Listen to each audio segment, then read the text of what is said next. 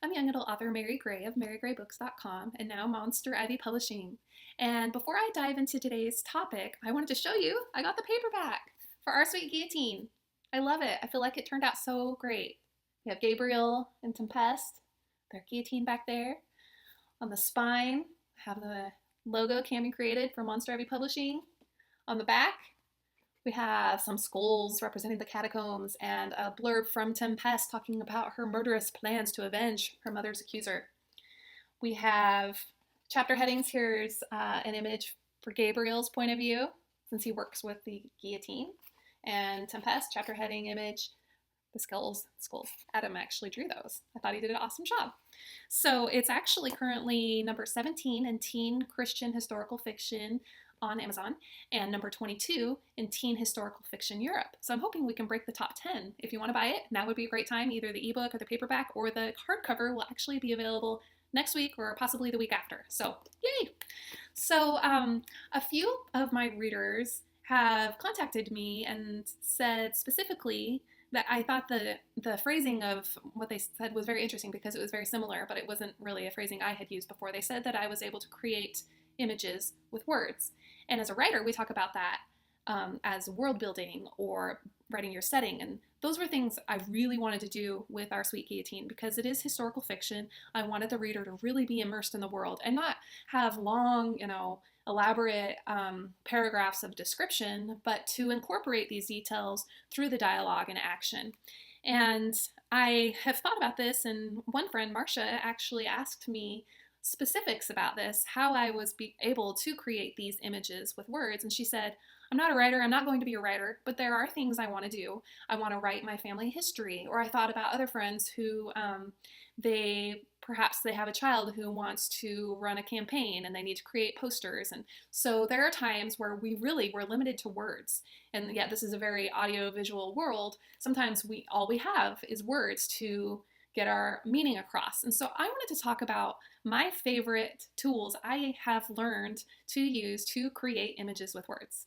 So, number one, I'd recommend building a Pinterest board. Pin pictures of images you want your audience to see. And if you're like me, you don't want all your friends to see all the skeletons in your closet, so you set your board to private. And I do this for all my stories. For instance, maybe you want to describe a character's clothing. So you pick a picture that is appropriate for your time period or whatever you are trying to convey, and you write down exactly what you see. These images are perfect. Sometimes I have a hard time coming up with the image in my head on my own. I mean, I always do. I'm not a visual person by nature, and so I have to work extra hard at it to make that come across via words. Okay, number two. You need to draw on the senses you want your audience to experience. And the way that you can do that is you can talk about the 5 senses that they are currently experiencing. Like, what do they taste? Are they eating a salty cracker that was in their pocket?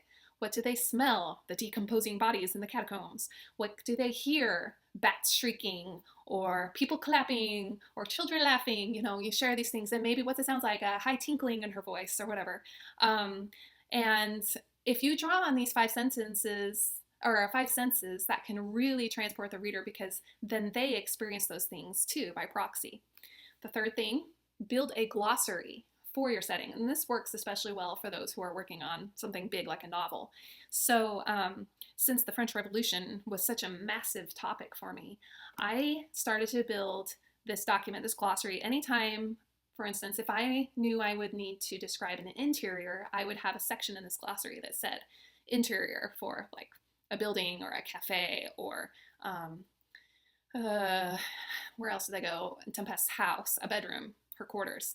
And so I would have like a type of bed or a dresser, a lattice window, and I would build these things as I came across them in my research so that I would have time appropriate words.